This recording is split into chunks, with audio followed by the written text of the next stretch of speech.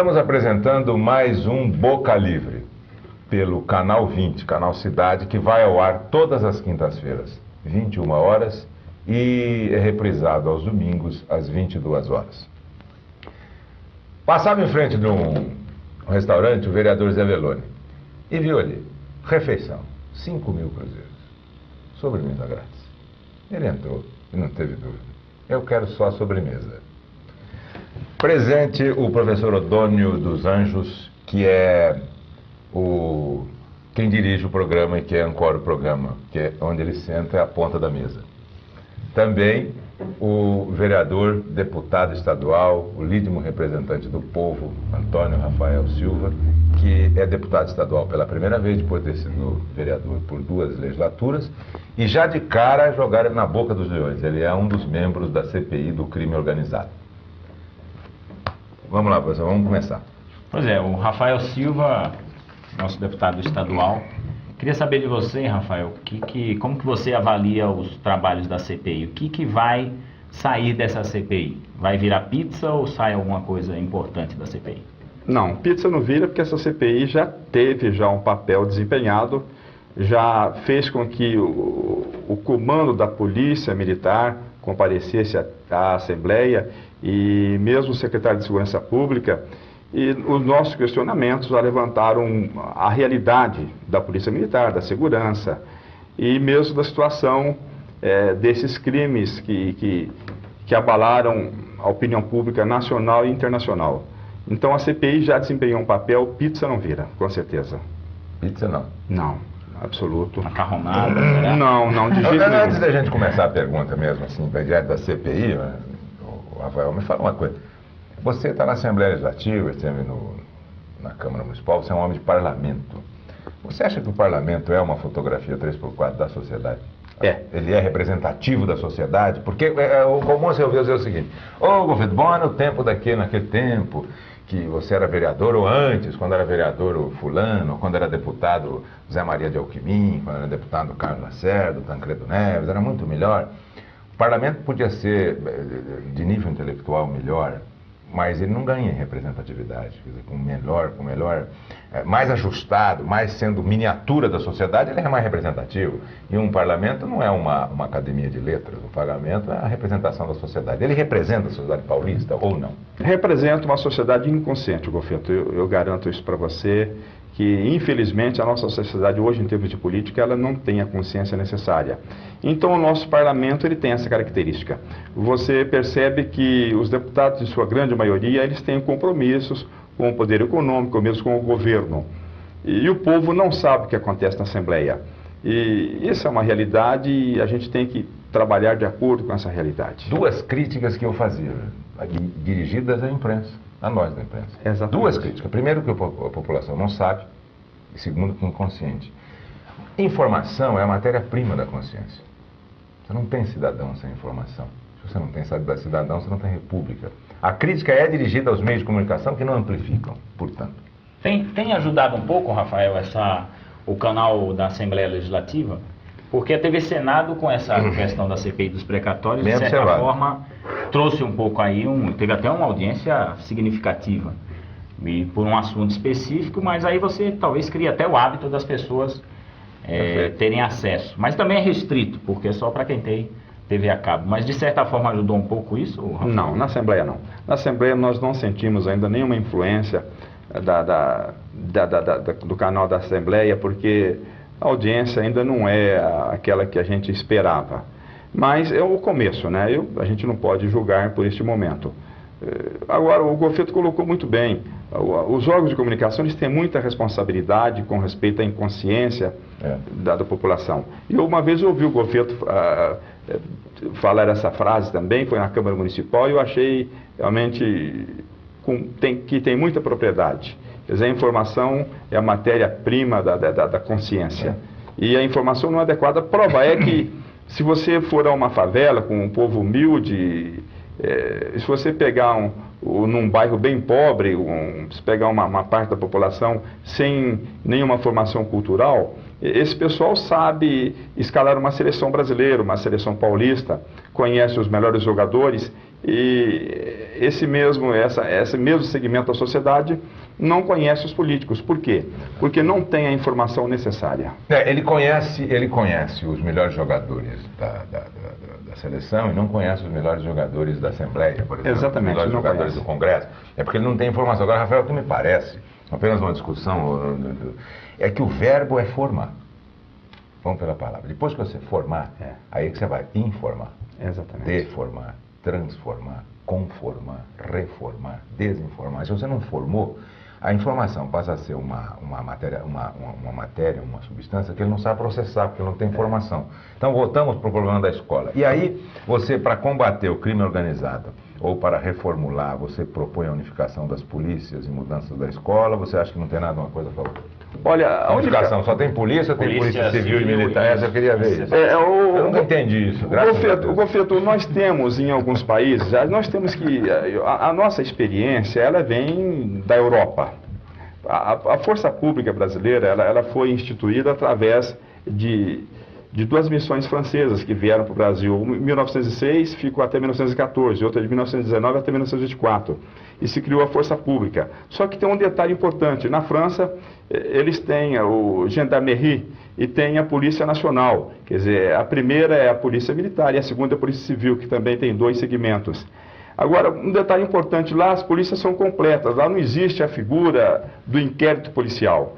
E essas 2 polícias, elas existem de forma independente, elas não concorrem entre si, entendeu? Ou seja, uma polícia não depende da outra para a elaboração do inquérito. Essa polícia militar, ela prepara a matéria, entrega para o promotor público, o promotor já despacha direto com o juiz. E da mesma forma a Polícia Nacional tem essa característica, que é a Polícia Civil, mas que tem também os comissários e a parte de investigação. Os comissários são fardados, uniformizados, de investigação não. Então elas se completam por si só. Agora, outros países, a Espanha também tem 2 polícias principais, a Itália também tem os Carabinieri e a Polícia Nacional. No Japão existe uma polícia só. Quer dizer, ela tem dentro dela mesmo todos os segmentos necessários. E aqui, qual seria melhor para nós? Aqui, Gofeto... Unificaria? Não, qual a sua opinião? Aqui nós temos 2 saídas. É até meio perigoso eu fazer essas colocações, porque no Brasil, em 1936, o ministro do Getúlio Vargas caiu porque ele pediu o fim do inquérito policial. Então, o inquérito policial é uma peça em desuso. Quer dizer, nós não temos, então nós temos que ter algumas alterações profundas, isso depende do Congresso Nacional. É do próprio Código de Processo. Exatamente, então não depende da Assembleia. A coisa então, é mais profunda. É mais profunda, Gofeto. E nessa, eu faço parte dessa CPI numa condição de se fazer proposta. Quer dizer, eu fiz essa colocação, inclusive para o presidente da comissão, eu só participo se nós tivermos proposta. No primeiro momento eu tive alguns problemas com os deputados, porque eles não queriam proposta, eles queriam apenas uma CPI mas pelo lado sensacionalista, talvez. Apurar, né? Entendeu? Saber o que é. É para apurar e para ter um espaço também, porque na medida que você apura, você tem um espaço. Quer dizer, seria um trabalho válido, mas eu não entendo que se deve fazer política dessa forma. Nós temos que fazer propostas, e a minha proposta aqui no Estado de São Paulo é a unificação. Ou cada uma ter sua independência e se completar. Agora nós passamos a ter também uma polícia municipal, quer dizer, é uma polícia concorrente também, mas que não se completa. Ou seja, uma política que vai ser auxiliar de uma outra que não tem o poder de mandar para frente um trabalho para o promotor, como existe em outros países. Mas explica um pouco para a gente essa história do inquérito policial, Rafael. O inquérito policial, num país... O que significa isso? Só para as pessoas que não têm familiaridade com a coisa entender. A Polícia Militar, por exemplo, faz uma prisão, levanta um problema qualquer, os policiais são obrigados a encaminhar tudo para a Polícia Civil. Aí a Polícia Civil vai preparar o inquérito, tem aquele prazo todo, e tem uma série uma série de fatos que acontecem nesse meio todo. No caso, ou algumas influências podem acontecer, algumas pressões também, inclusive ligadas também até mesmo a órgãos governamentais. De repente você tem uma pessoa aí que ele deve ser indiciado, ou ele deve ser preso, inclusive, em flagrante ou qualquer coisa parecida, mas ele é poderoso, quer dizer, então existe toda essa pressão que a polícia sofre também. Muitas vezes a polícia não age, não é porque não quer agir, não, porque ela também depende, ela também é subordinada à Secretaria da Segurança Pública e indiretamente ou diretamente ao governo do Estado.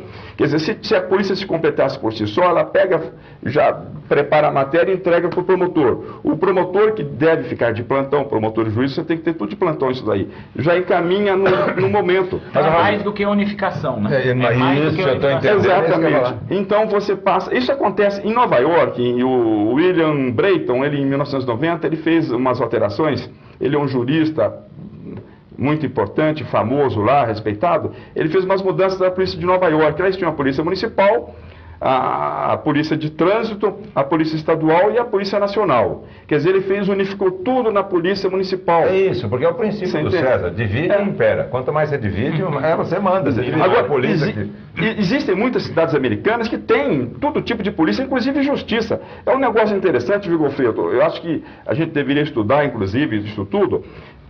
Você tem a justiça a nível municipal, quer dizer, alguns problemas são resolvidos no município, quer dizer, você tem um promotor que é eleito também, outros vêm junto com o prefeito, quer dizer, faz parte, inclusive, da plataforma. É outro federalismo, não é isso? Agora, a realidade é o seguinte, você imagina, eu já tenho ouvido como empresários que têm se queixado demais do seguinte fato: custo Brasil. Então vamos lá, ele paga uma polícia para a prefeitura da cidade, ele paga um imposto. Ele paga segurança e polícia para a área estadual. Ele paga a polícia do país, exército para a área federal. Depois de tudo isso, ainda ele tem que pôr uma segurança na empresa dele. Não é isso mesmo. Isso é custo. Sabe? Isso é altamente letal. Então é preciso ter em mente que em economia a gente pergunta sempre quanto custa. Em política, como é que perguntava Cícero, o senador? A quem interessa? Cuide bom. Então, quando você conseguir conciliar os dois, né? Mas no próximo bloco nós vamos entrar nessa discussão e verificar outros ângulos ainda, como que o princípio da homeopatia. Só você combate iguais com iguais. Quer dizer, do soro da cobra, você faz o veneno para combater a cobra. A polícia não pode colocar... Ou do veneno você faz o soro. Desculpa, do veneno você faz o soro. Você não pode, numa sociedade violenta, ter uma polícia de diplomatas. Até onde nós estamos tratando o efeito como sendo causa e não vendo a causa. Mas governo, eu acho que é importante você... No próximo bloco, nós vamos tratar dessa.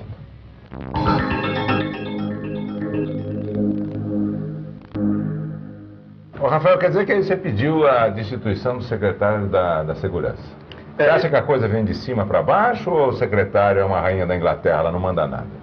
Golfeto, ele não manda nada porque ele não tem a estrutura necessária. Mas você pediu mesmo? Pedi. O único deputado que pediu para que ele se exonerasse foi eu. Pedi, falou, olha, o governador não vai exonerá-lo, porque inclusive ele é homem de confiança do governador. E ele topou, então, Rafael? Não topou, ele ficou meio transtornado, chateado, ele engolia as palavras. Ele é uma pessoa, é um professor que merece muito respeito, um jurista renomado, é um homem que tem uma capacidade fantástica como advogado, mas como secretário da Segurança Pública, não. Ele não está preparado, inclusive eu disse a ele de que ele poderia ser secretário da Segurança Pública na Suíça. No Brasil, não. No Brasil não tinha essa estrutura. Vamos entrar na questão específica de Diadema. Eu acho que lá é um caso que vocês vão analisar e a partir deles retirar a proposta, né? E como é que vocês estão analisando a questão de Diadema? Vocês viram todas as fitas, vocês analisaram, já ouviram vários policiais, em que pé que está isso daí? Dona, as fitas que vieram para a população através da televisão, elas vêm apenas uma parte pequena, porque a televisão não tem todo esse espaço. Nós analisamos a fita em seu conteúdo e então você percebe que realmente ali faltou um oficial comandando a tropa. Isso tudo é uma tropa despreparada. O Rambo, eles dizem que ele tem colegial, mas ele deve ser um colegial feito numa escola de periferia, porque ele é semi-analfabeto, totalmente despreparado. Então você vê ali que esses policiais, é lógico que eles precisam ser punidos, deverão ser punidos exemplarmente, só que antes de tudo eles são vítimas de uma estrutura que foi criada. O salário deles não é compatível com a função. Aí você pode me falar, o Golfeto pode me falar, mas quem trabalha na educação, na saúde, também tem um salário miserável. Só que o policial, ele anda no fio da navalha. O policial, ele fica no limite, o limite traçado na fronteira entre a legalidade e o crime. Se ele não tiver uma estrutura, se não tiver uma reciclagem, ele você não condenaria, você absolveria? Não, eu condeno os policiais, Gofeto. Gofeto, eu penso da seguinte forma: você tem um indivíduo que fuma e precisa extirpar um pulmão porque ele foi condenado pela nicotina, pelo cigarro. Você é obrigado a arrancar o pulmão dele, embora tenha uma causa. Aquilo ali é uma consequência do quê? De ele fumar um cigarro em cada 10 minutos, ou em cada 5 minutos. Quer dizer, mas você é obrigado a tratar da doença. Agora, esses policiais precisam sim, eles precisam de uma punição exemplar. Você entende? Essa punição é mais exemplar do que pessoal. Porque... E quando você fala que quando o oficial... Na hora que vocês viram o filme, quando o oficial chegou, mudou o comportamento dele? O oficial, apesar de ser um aspirante inexperiente também, e que sofre a influência da tropa, né, do grupo, ele chegou, eles mudaram totalmente o comportamento. Quer dizer, com a presença do oficial, jovem, pouco mais de 20 anos, apesar de aspirante, o oficial chegou a eles desenvolver o trabalho, parando as pessoas, pedindo documento, examinando os carros, quer dizer, foi um trabalho normal. Quer dizer, com a ausência do oficial... De policial e de policial. Não de bandido. Porque o policial também, numa situação daquela, ele tem que ser duro, sim, mas não ser bandido, não se misturar com o bandido. Ele tem que ser firme, porque senão ele não executa o trabalho dele. A polícia, no mundo todo, uma polícia séria, tem a característica da firmeza, da seriedade, mas... Quando um grupo daquele se perde, é realmente porque existe uma doença, quer dizer, na estrutura. E qual a verdade, Rafael, daquela...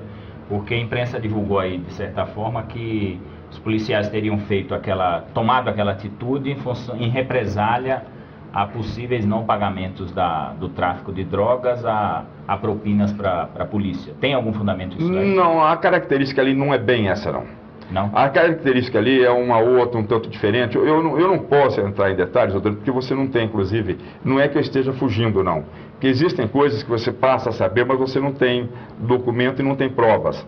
Mas ali existe um problema sério, você entendeu? Ali tem um problema, inclusive, mas de tem a ver revolta. Com tráfico também ou não? Com tráfico, sim.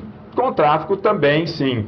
É aquilo que eu coloquei, um policial, Odônio, ele vai desempenhar um trabalho. Quer dizer, ele mora no fundo de quintal, ele mora de favor, de uma casinha de fundo, de um parente, e ele lida com o traficante.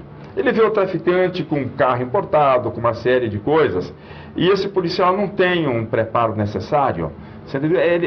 Não, aquele problema que se você colocar o policial na igreja, ele vira santo, se você colocar no meio dos bandidos, ele vira bandido. Porque as emoções, a gente não sabe, mas as emoções são contagiosas. São. Você vai, por exemplo, a um lugar onde as pessoas estão rindo, você começa a rir. Exato. Você vai a um velório e vê alguém chorando, você chora. Triste. Assim como as emoções são contagiosas, o caráter também é. Mas esse é um dado interessante. O apóstolo diz assim na epístola aos Colossenses: destes afasta-te. Isso é bíblico. Destes afasta-te, para você não ficar contaminado. Você acha que nós temos esse problema? Essa é a primeira pergunta. E a segunda é o seguinte: é combater iguais com iguais.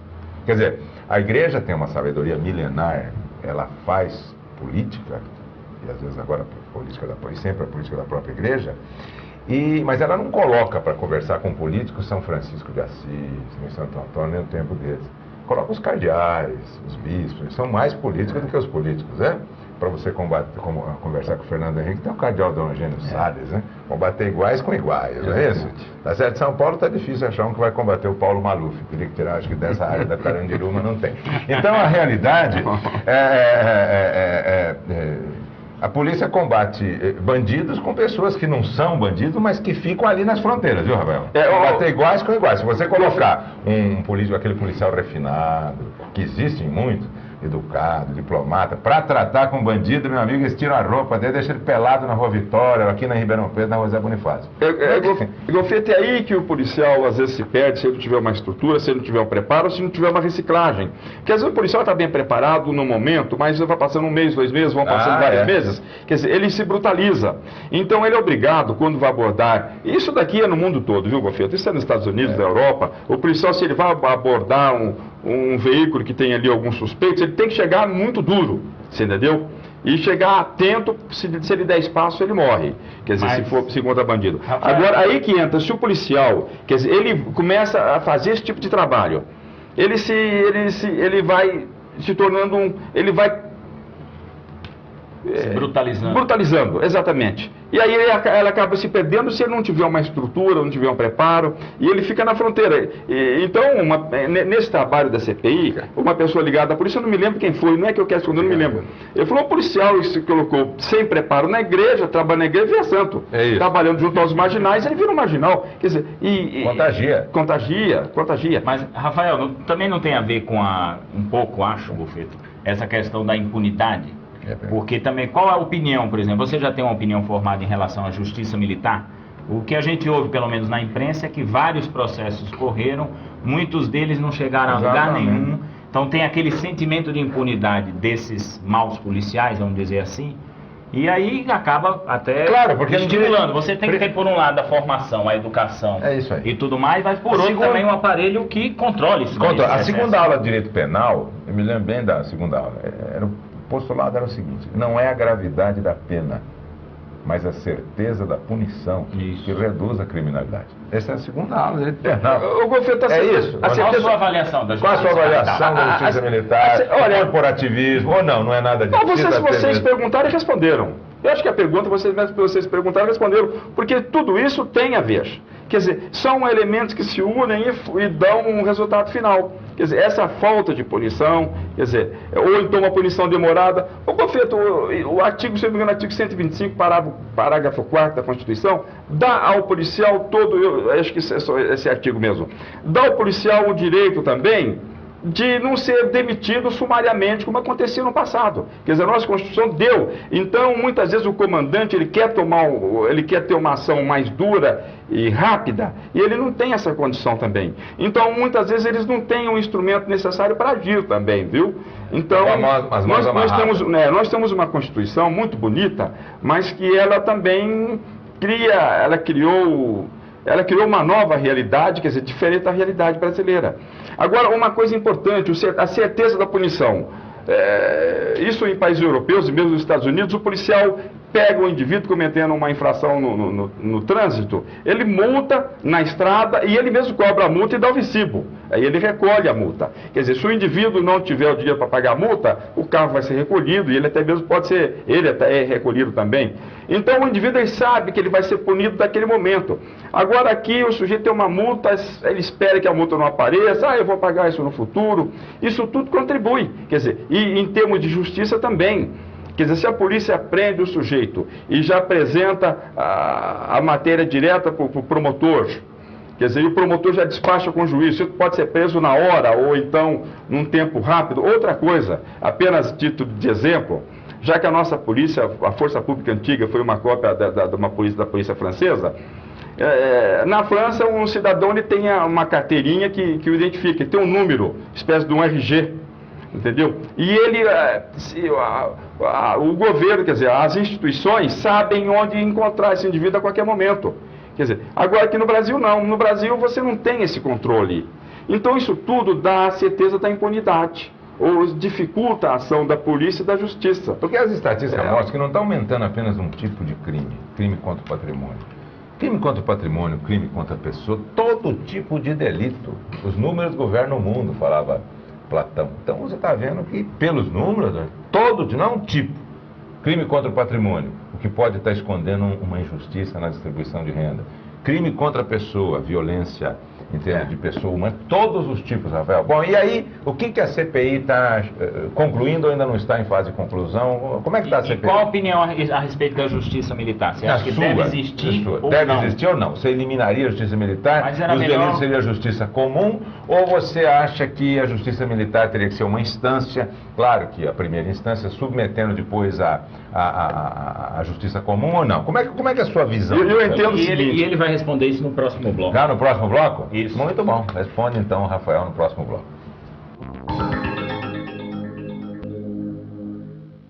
Voltamos com o Boca Livre, programa que vai ao ar às quintas-feiras, às 22 horas e que é reprisado aos domingos, às 21 horas. Odônio, faz a pergunta de novo para o deputado, aí nós retomamos a conversa. Aproveitando um gancho que o Gofeto apresentou, né, com relação ao corporativismo, a ausência de punição, ou seja, o sentimento de impunidade que acaba reinando na corporação em função disso. Qual é a opinião? Já tem uma opinião formada, deputado Rafael, a respeito da justiça militar? há necessidade de uma justiça especial para julgar crimes militares, quando na verdade são crimes comuns, né? Vamos dizer assim. Ô, Dônio, o comando precisa de um instrumento ágil para poder punir os policiais. Se você tirar dessa estrutura o poder, por exemplo, de prender o policial imediatamente, de fazer uma investigação mais profunda, você vai realmente tornar ingovernável, né, a tropa. Agora, tem um detalhe importante: a falta de punição no segundo momento, essa falta de punição acaba incentivando também o policial a cometer mais delitos do que cometeria normalmente. Então, isso tudo precisa de um estudo profundo. Agora, nós não podemos tirar também, repito, do comando o poder de dar uma punição rápida e eficiente também, para que o policial pague, pelo menos... Portanto, você propõe? Nós temos que ter eu acho que essas mudanças, para se ter uma ideia, quando se criou a Força Pública, as duas missões francesas ficaram aqui. Então você mantém a situação como está? Não, eu acho que precisa de mudança. Não seria melhor, exatamente como está, não. Não seria melhor acabaria a justiça militar? Não. Nós podemos ter uma instância primeiro de um poder para o comando. Agora, no segundo momento, tem que se ir para a justiça comum. Poderia ficar a justiça militar exclusiva para as penas disciplinares junto ao comando, e crime comum vai para a justiça comum. Exatamente, é uma das mudanças que eu entendo que deveriam ocorrer. Entre muitas mudanças, essa é uma delas. Quer dizer, existem penas que devem ser dadas ao policial naquele momento. Porque se você põe uma tropa para tomar conta, por exemplo, de um evento, e essa tropa fala, não, hoje eu vou embora, acabou, e você apenas tem o poder de descontar desse indivíduo, ou ele chega no outro dia, apresenta um atestado médico, olha, nós íamos para lá, mas ficamos doentes. Quer dizer, então você tira do comandante o poder de dar uma punição exemplar e rápida. Então, tudo isso, quer dizer, isso tem que ser muito bem estudado. Às vezes uma proposta, e os políticos fazem muitas propostas para a população, e a população bate palma, acha muito bonito. Quer dizer, mas é a consequência posterior disso tudo. Acha bonito. Ô, Rafael, tinha um filósofo grego que uma vez ele foi falar para a população. Subiu ao palanque da época e começou a falar. No fim, ele foi aplaudido, entusiasticamente. Aí ele perguntou para o assessor dele, será que eu falei alguma bobagem? Bom, aí com aplausos da população. Mas vamos falar um pouco de sucessão? Vamos falar um pouco de política estadual? Vamos mudar isso aí. Rafael, metade da bancada do PDT paulista é o vereador Rafael. 50%.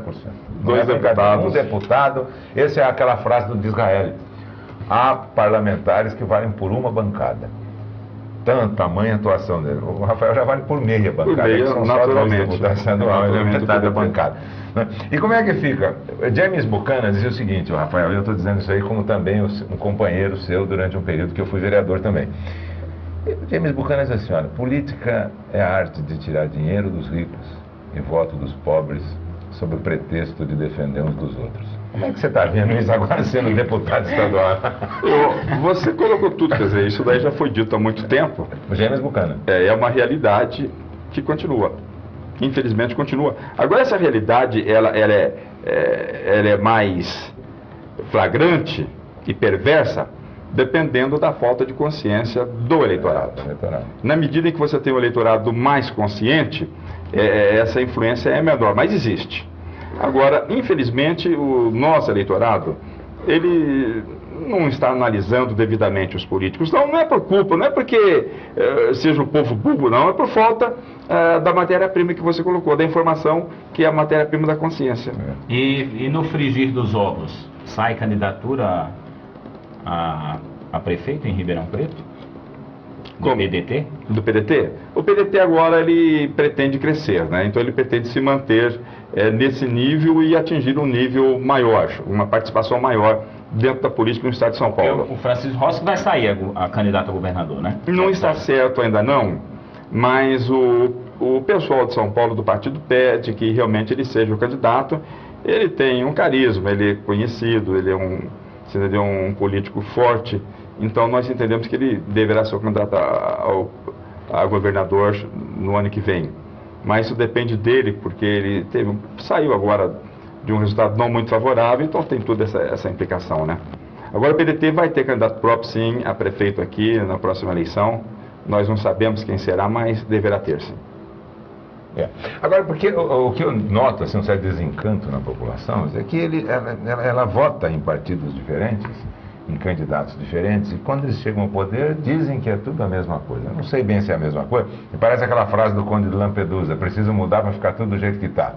Quer dizer, vai haver alternativa de poder? Quer dizer, vai haver propostas que distinguam um candidato do outro, como em tempos passados, um candidato nacionalista, verdadeiramente nacionalista, economia fechada, introvertido. Nada de xenófobo. Nada de xenófobo.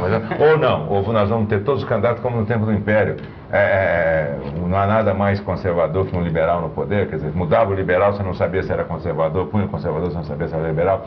Agora os candidatos se assemelham, ou eles são diferentes, haverá uma proposta diferente de um partido que tem condição de apresentar candidatos diferentes, como é o seu, o PDT tem condições de apresentar. Golfeto, a proposta é diferente, o político tem que tomar muito cuidado, porque normalmente hoje existem as pesquisas, hoje tem o marketing. Então o político, a proposta do político ela é baseada naquilo que o povo quer.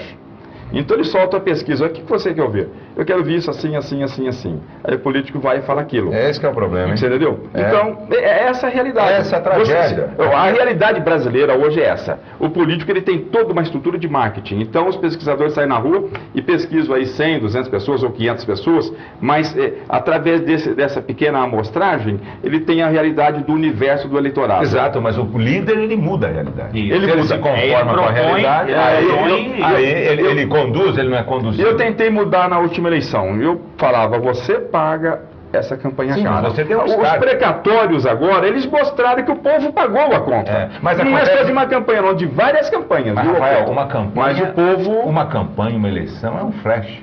O processo político é um filme. Exatamente. É ligeiramente diferente. Então você perdeu uma campanha, você pode ter perdido uma eleição, mas as ideias estão aí para mudar. Porque não dá mais. Muitas vezes o processo incorpora isso depois de muito tempo. Demora. Agora é aquilo que eu quero te colocar. Nossa proposta será a mesma e eu tenho certeza de que na próxima eleição o eleitor inteligente vai entender essa proposta. Ele vai entender, ele viu essa realidade dos precatórios, ele sabe que uma campanha que custa aí milhões e milhões não sai do bolso do político. Quer dizer, então o eleitor nesse segundo momento, que não entender esta mensagem, é sinal de que ou ele tem dificuldade para entender, ou ele gosta realmente da corrupção, Rafael, e desse status. E de onde sai o dinheiro da campanha do Francisco Rossi? Francisco Rossi não teve. O Francisco Rossi saiu de uma campanha sem dinheiro, ele fez uma campanha pobre a nível do estado de São Paulo. Eu sou testemunha porque participei dessa campanha. Nós tínhamos no estado todinho, na campanha de governador de Francisco Rossi, pouco mais de 20 carros de som. Isso na campanha de governador. Mas de onde sai o dinheiro? Porque eu acho que, por exemplo, enquanto a gente não fizer uma mudança e tiver financiamento de campanha claramente estabelecido como se faz, todo mundo faz campanha do mesmo jeito. Outros com menos. Eu disse um empreiteiro, ele disse assim, eu não dou dinheiro para a polícia, eu faço investimento. Faz investimento. Mas essa é a realidade. Essa é a realidade. Então o político que vende o mandato dele posterior, que vende antecipadamente, né, o mandato posterior, ele tem um financiamento grande. Agora, para financiamento também, vocês sabem de que as empreiteiras, os financiadores fazem uma pesquisa também de opinião pública para saber em quem eles vão apostar, igual o sujeito que vai apostar numa corrida de cavalos. Ele vai ver aquele que tem mais chance. Então, infelizmente, nós temos essa estrutura na política, mas eu garanto para vocês, o Francisco Rossi não teve dinheiro na campanha para governador e para prefeito. Agora, nós tivemos um encontro, Golfeto, recentemente em São Paulo, e você vê que realmente ele está sem vontade de ser candidato porque não tem recursos. Agora, tem um detalhe importante, existem políticos que vendem a alma em troca da vitória. Eu tive uma campanha para prefeito em Ribeirão Preto e o povo viu a minha campanha. Quer dizer, foi um desafio. Eu pedi ao eleitor para que analisasse o custo das campanhas. Eu me lembro disso. Mas o eleitor não analisou. Isso, Golfeto, foi uma mensagem. Na próxima eleição, essa mensagem vai voltar. É isso. Vai voltar essa mensagem. Mas o processo é esse. O presidente Roosevelt dizia o seguinte, julgue-me pelos inimigos que eu faço. Exatamente. Tem que ver os inimigos que você faz durante a campanha. Se você não faz inimigo nenhum, por isso que a taxa de rejeição de um político, não raro, Rafael, é dado como um indicador positivo, dependendo do tipo de rejeição que ele tem, a causa dessa rejeição. Você é a favor do financiamento público das campanhas, Rafael? Ou particular, como nos Estados Unidos. Público é na França, na Alemanha, dinheiro público. Olha, na Itália, nos Estados Unidos, dinheiro particular. Identificando. Golfeiro e O'Donnell não pegaram. Olha, aí... Impunindo, porque há impunidade. Olha, nos Estados Unidos o financiamento de campanha é transparente. Isso. Ele espelha a realidade. E o político chega e fala, eu tive $1 milhão ou 10 milhões de financiamento, e é aquilo mesmo. E tem ali quem financiou. No Brasil é diferente. Esse financiamento particular, ele prevê a presença do Caixa 2. Nós tivemos agora com os precatórios, antes dos precatórios, chegavam aos bancos ali no Foz do Iguaçu, do lado brasileiro, 5 caminhões carregados de dólares. No momento dos precatórios chegaram 20 caminhões carregados de dólares todos os dias. Então você vê que o dinheiro no Brasil de campanha, ele não espelha, o financiamento não espelha a realidade. Tem o Caixa 2. É esse que é o problema. Então você fala financiamento particular. Vamos liberar. Particular, mas é claro. É declarado. Declarado. E uma lei. Ia batendo no imposto de renda. A punição é pesada. A punição é pesada. Eles pegaram lá o grande mafioso através do imposto de renda e não através das provas dos crimes. Al Capone foi preso pelo imposto de renda, pelo fisco. Mas Al Capone não era político. Não, mas eu digo o seguinte, pelo menos diretamente. Mas se houver um financiamento... Eu estava nos Estados Unidos, Golfeto, na época que o Nixon foi obrigado a renunciar, porque durante a campanha, assessores do Nixon botaram escuta telefônica no gabinete de adversários. Quer dizer, no Brasil, se tu pratica precatório aí, escândalo dos precatórios, com uma fortuna fantástica, e não acontece nada. Eu tenho comigo o seguinte, a eleição do Bill Clinton, agora a reeleição dele, saiu na 4ª página do jornal New York Times. Um assunto sem importância, porque o importante é a sociedade americana. Aqui no Brasil, todo dia, os principais jornais do Brasil, os 4, vamos colocar 5, 0 Hora, o Globo, o Jornal do Brasil, a Folha, está todo dia tem notícia do presidente da República na primeira página. Todo dia! Porque o importante é ele, é o poder, é a sociedade, não tem nenhuma importância. Eu tenho comigo que a mudança precisa partir daí. Mas não existe uma conscientização. Todo dia o presidente Fernando Henrique na primeira página, todo dia, já tem tempo que eu era criança, tempo do Juscelino, todo dia o presidente... Estados Unidos, 4ª página. Então, o importante é a sociedade. Quando foi eleito Jimmy Carter, eu nunca me esqueço dessa notícia do Washington Post, aí perguntaram da eleição do Jimmy Carter, o que eles achavam. Naqueles dias, estava tendo a eleição do novo chefe da máfia. Aí os fez, não, a eleição do Jimmy Carter não tem nenhuma importância. Importante aqui nos Estados Unidos, a eleição, saber quem é que ganha a sucessão da máfia. Quem ganhou na época foi Carlo Gambino. Bom, mas nós temos aí que encerrar muito a contragosto o programa, agradecendo a presença do professor O'Donnell, que como sempre dá um brilho especial com sua inteligência, com as perguntas que revelam a profundidade da sua análise, lembrando uma frase de Pascal, que dizia que nós conhecemos uma pessoa muito mais pela pergunta que ela faz do que pela resposta que ela oferece. E o deputado Rafael Silva, que como representante do povo tem estado à altura das necessidades de representação da população de Ribeirão Preto, da região, e eu vou dizer até do estado, apesar dele ser um deputado aqui tipicamente regional. Muito obrigado, Rafael, e que você tenha um trabalho não só na CPI, como na Assembleia Legislativa, nesses 2 anos finais, que esteja de acordo com aquilo que a população deseja que você pense. Muito obrigado.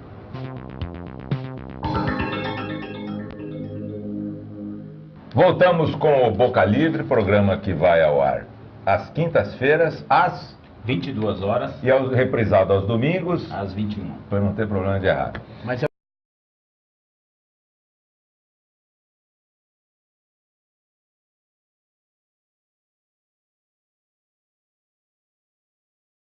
da TV Tati, que transmite a Manchete em Ribeirão Preto, conosco, como sempre, para dar um brilho especial lá do O'Donnell a essa parte do nosso programa. Pois não, agora o O'Donnell escolhe os temas, aliás, indica os temas, e o Zé Fernando escolhe os temas, como sempre. O tema. O Zé Fernando propôs um tema interessante, as mulheres no poder. Não, mas é exatamente por causa disso. Ribeirão Preto... As mulheres no poder? Eu acho que caberia a gente comentar um pouco aquela entrevista com o deputado Rafael Silva. Então vamos dividir. uma parte? Tem os dois Ou não? temas. Vocês Não, escolhem. vamos, lógico, vamos falar de tudo. Eu acho que sim. dá para falar dos dois. Ou você prefere escolher um dos dois? Você Não, vamos falar dos o dois. que você achou da entrevista? Faltou alguma coisa? Faltou bastante. O Rafael não carregou na tinta, né? Ele não falou nada, não falou 10%, com todo respeito ao Rafael. Eu gosto demais do Rafael, é meu amigo pessoal, mas ele virou deputado. Será que Ele falta virou deputado. Tá informação um aí? bagre ensaboado, fala, mas não diz nada. Ou também não disse porque não teve prova, porque é difícil, É. né? Às vezes é por isso. Não, né? e é Ô um caramba, tema nós vivemos num país, como você gosta de citar muita gente, eu vou citar um. Tem o João Sem Prova, um amigo meu, é um grande filósofo. Precisa de mais prova do que ver aqueles canalhas, safados, cínicos, o FDP, dando cacete, batendo em todo mundo ali, ou aquilo não é uma prova contundente? Aí vem um secretário de segurança para dizer o quê? Que aquilo lá não é um ato isolado. Isolado é a mãe dele. Pô, não tem meio termo, não tem perdão um negócio desse. Esse é um caso que está explodindo, pipocando no país todo. Ou alguém tem dúvida que a polícia bate, a polícia tortura, a polícia faz prisão ilegal, a polícia mata. Quem tem dúvida disso? Mas você acha que é maioria, Zé? Eu não sei se é Da a maioria, mas corporação? é uma parte considerável que faz isso. Agora, faz isso por quê? Porque é a lei do PPP. Quem que do PPP é pobre, preto e puta. Infelizmente, nesse país é isso. E isso continua. Lógico. Agora, eu não vi nem o deputado Rafael, eu não vi ninguém dessa comissão de apurar aí, levantar na Assembleia e falar isso aí. O que fizeram foi uma baderna danada, uma tentativa de se mostrar na mídia, de fazer aquele oba-oba que o Afanásio Jazade fez, e nós conhecemos bem o Afanásio Jazade, né, gente? Vamos vendo. Se o Afanásio Jazade tiver o moral suficiente para ser julgador de quem quer dar, até mesmo de policial, da mais baixa ralé que existe. Não, e certamente se não tivesse isso aparecido na mídia, Lógico que ninguém não. estaria comentando. Lógico que não. E isso continua acontecendo. Lógico. No Rio de Janeiro, na semana seguinte, Uma cidade de Deus. na Cidade de Deus, aconteceu a mesma coisa. Eu acho que é positivo uma única coisa, se sair daí proposta concreta para mudar a estrutura de impunidade que reina dentro da ação da Polícia Militar. Mas a impunidade, justiça- a impunidade é um mal nacional, né? Sim, mas... Então, a minha pergunta é, Zé Fernando, a sociedade está mais violenta e, portanto, a polícia está mais violenta? E a polícia ou a polícia que está mais violenta e, portanto, a sociedade está mais violenta? Olha, toda a sociedade, quando ela chega num ponto, toda a sociedade, quando ela encontra o caos econômico, ela encontra também o caos cultural, o caos educacional, essa coisa toda. Gera o quê? Só pode gerar esses filhos de rua que estão por aí. É lógico que a sociedade está mais violenta. Mas isso não justifica que a polícia faça o que faz. Não tem sentido. Agora, a polícia não está mais violenta. Ela está matando mais. Mas ela sempre foi violenta. Hoje ela age com mais... E essas categorias que você citou, né? Mas PPP. é o PPP. Isso é verdade. É lógico. Ou alguém já viu aqui, por exemplo, vamos pegar um exemplo doméstico, qualquer exemplo aí. Pegar um exemplo doméstico. Quem é que, por exemplo, tem dúvida que esse negócio da Câmara Municipal de Ribeirão Preto é a única Câmara, o único legislativo do país pagar telefone celular para vereador? É uma cinte. Não tem por onde. O promotor Carlos César Barbosa, semana passada, ingressou com uma ação na justiça, ou promete ingressar, porque o preço da tarifa de ônibus está 8 centavos a mais. Pô, foi feito um acordo, você que é da Transerp, você sabe disso e tal, mas foi feito um acordo em cima do bolso do trabalhador. É uma cinte. Agora, você não vê a polícia entrar na Câmara Municipal e falar, você está com o telefone pago pelo povo, e pá na cara, e descer o cacetete, bater na sola do pé de ninguém. Então a polícia está batendo no povo errado. E outra coisa, como é que está aquele caso do Cury, que matou 2 pessoas na porta do Albanos e... Quer dizer, isso daí, como é que vai... Você imagina que isso daí vai ser uma punição severa? Ou como Nesse país, né, não dá uma olhada na cara, que nesse país aqui nós temos... É o país que pune severamente. O que é isso? Não vai dar nada. Né? Os advogados já estão fazendo teatro, já foram para televisão, foram para as emissoras de rádio. Aliás, o João Cunha disse isso com brilhantismo. Já foram para jornal e tal. Aliás, no nosso próximo programa nós vamos ter o João Cunha aqui. Exatamente. Vamos estar entrevistando ele. Se ele chegar no horário. Se ele chegar no horário. Me diga uma coisa, Então vamos não ao vai dar segundo nada tema. Vamos. Mulher no poder. Pois é, Ribeirão Que é a Preto, Venac. em 140 anos, Ribeirão Preto, pela primeira vez, governado por uma mulher. Há um tempo atrás aí. É a grande chance da Delvita provar que mulher não é descerebrada, como todo mundo pensa. Que todo mundo. É mais uma vez, a produção do programa já está providenciando proteção policial. Mulheres desçam o cacete, principalmente as policiais que mas vão ter. Pode descer, mas eu penso, mulher é um ser descerebrado. É muito, olha, o cérebro da mulher é muito inferior ao do homem. O poder intelecto da mulher é uma desgraça. Que isso? Bom, e a administração? Não adianta agora? citar exceções. Exceções são exceções. Olha, mas olha, as exceções estão crescendo. Você viu que antes tinha, acho que 5% das prefeitas, né, das prefeituras do país eram ocupadas por mulheres. Hoje está em 12%. E eu te pergunto, melhorou? Olha, em muitos lugares melhorou. Viu? Você fala... sabe que a população carcerária, a maioria é homem. Mulher, população carcerária é muito menor. Mas essa é uma dedução fantástica, né, senhor Doni? Porque de repente nós vamos pegar lá também, se dentro da população carcerária masculina, vamos colocar 100% da população carcerária masculina. Eu aposto com você que 70% é negro. Não, 56% é branco. Em branco? São Paulo teve o censo carcerário, não é. Não, eu estou dizendo que 50% da população é mulher, 50% homem. Então o que eu acho que a mulher tem menos... Olha que tem, a mulher delinque menos que o homem? Eu acho que sim. O executivo do futuro é uma mulher. Isso é comprovado. Gente, eu estou no planeta errado, né? Não, o executivo é verdade. O executivo do futuro é uma mulher. E vamos fazer uma citação. Isso daqui quantos anos? Daqui uns... O futuro que eles dizem é dentro de 20 anos. Não, eu estou vivo ainda, gente. Não faz isso comigo, não. Agora, é claro que quem prefere a chefia de homem, normalmente é mulher. A mulher prefere ser chefiada por um homem. Isso eu também tenho notado. Mas é lógico, precisa ser chefiado por alguém que tenha a cabeça. Não. O resto é bobagem, velho. Que isso? Ué, ele vai pagar caro por essas Amigo, você palavras ao pega léu. o seguinte. Vamos falar, moda feminina. Quem faz é homem. Os maiores cabeleireiros do mundo são homens. Pegue aí. Isso quer chegar onde? Comida que é um Ou negócio seja, tradicional. quem cuida de futilidade para as mulheres são os homens. Mas alguém... E aí você fala que a mulher é fútil. Mas a mulher tem essa mania, de dizer que não é de forno e fogão, de ir lá arrumar a casa. Alguém tem que cumprir essa tarefa. Eu não me vejo de avental passando escovão em casa. Eu acho... O Vitor Hugo diz assim, né? Que mais importante... Antes ou depois? Antes. Antes. Mais importante que a inteligência dos homens é a intuição das mulheres. Ela tem a capacidade intuitiva, é verdade. Agora, isso também o Zé Fernando tem razão. Cozinhar, limpar a casa também, por que não? Mas aí é que mulher também, lógico, também, mulher tem, mas é lógico, é. A divisão, a partir do momento que a mulher entrou no mercado de trabalho, forçosamente o homem já está fazendo isso. Mas a mulher entrou no mercado de trabalho até para baratear a mão de obra. Lógico. Eu sei, mas... E como consequência disso, vai ter uma divisão de tarefas aí que, você querendo ou não, isso vai ser um fato. E com a globalização, a quantidade de mulher que entra no mercado de trabalho, sendo maior do que a quantidade de emprego gerado, ela passa a ser um fator de redução do salário. Isso é estatístico.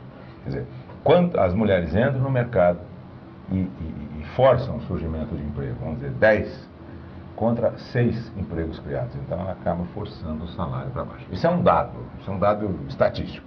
Mas, e aí? Sendo a mulher no executivo do futuro, o Ribeirão Preto agora... Ribeirão já está sem anos. Passou por uma experiência... Mas a verdade é o seguinte, durante a história, nos últimos de Ribeirão Preto, nós tivemos 2 mulheres vereadoras, até que foram eleitas 2 e atualmente são...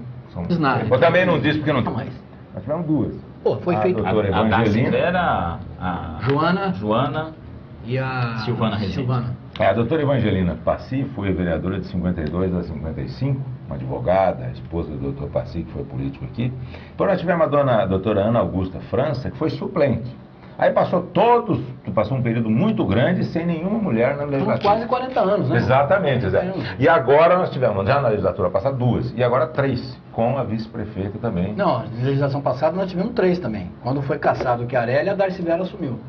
Verdade. Depois José. Mas eram 2, então as pessoas... Mas a opinião é que elas não têm aptidão para esse tipo de exercício? Não é questão de ter aptidão. Eu acho até que tem que ter mulher na política, tem que ter mulher em tudo quanto é lugar. Você é a favor, por exemplo, dessa cota de candidatos de 20% tem que ser mulher? Não, eu acho que não é reserva de mercado. Isso é burrice. Isso é burrice. Isso é reserva de aí. mercado. Isso é burrice. Eu acho que tem que Você ter... acha que o argumento para que isso ocorra é que, em função da repressão e do preconceito que a mulher sofre, acaba...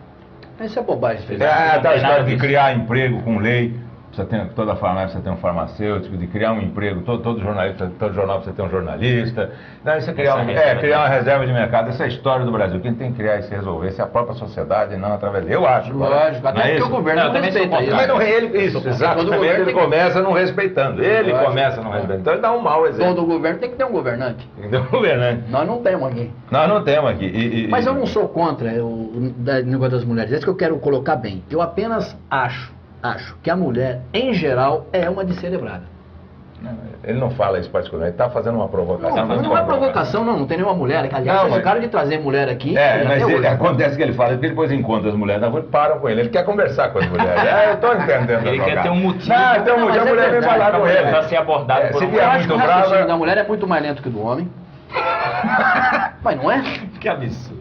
Eu acho. Gente, eu penso assim. Saiu uma vez numa pesquisa Ele não pensa mostrando as diferenças entre os homens e as mulheres. Por exemplo, mulher com mapa na mão. Peraí, se eu precisar de uma revista para saber a diferença, eu vou mal, hein? Diferenças que têm explicações biológicas. Ah, bom. Porque você está falando uma aberração, que a mulher não é aberração, cerebrada, é uma aberração. Todo mundo pensa. Mas tem algumas todo diferenças. Todo tem mais homem aptidão pensa para um determinado tipo de atividade. Pode contar, nós estamos aqui em 8 machos no estúdio. Todos eles pensam assim, ninguém fala.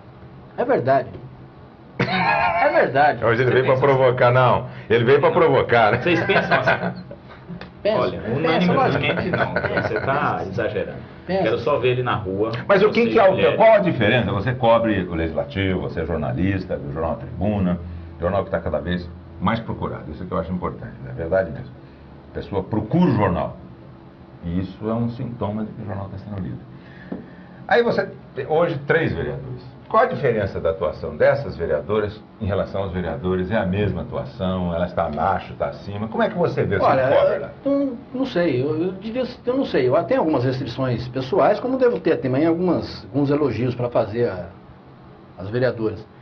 Mas nada de sobressalto, entendeu? Nada que diga assim, poxa vida, em essa realmente, não. Acho que estão lá 3 mulheres, dignamente representando uma parcela, uma fatia da população, mas elas não representam exatamente um grau de intelecto maior que o nível das mulheres que eu conheço. Ah, não? Não, apenas por questões de oportunidade, questões de marketing, questões de tempo, elas foram eleitas. Resumindo, você acha elas descerebradas também?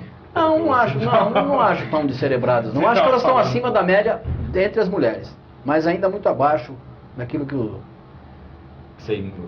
daquilo que a gente esperava, é lógico. Eu acho o seguinte, o único problema é que não é vantagem nenhuma, nem ser homem, nem ser mulher. Eu acho que a sociedade está empurrando. Acho que cada vez mais elas estão ocupando um espaço enorme. Bom, e agora? Não, mas é lógico que tem mais. E o próximo bloco? Agora, o que nós vamos focalizar nesse próximo? Para encerrar. Próximo bloco? Eu tenho a impressão que o próximo bloco você vai dizer boa noite, despedir, coisa e tal, porque... Só na próxima semana. E provavelmente com o João Cunha, se não chegar. Que ele deve participar do próximo programa, né, como nosso convidado especial. Muito obrigado ao Zé Fernando. Agradeço a presença do Aldoni aqui também.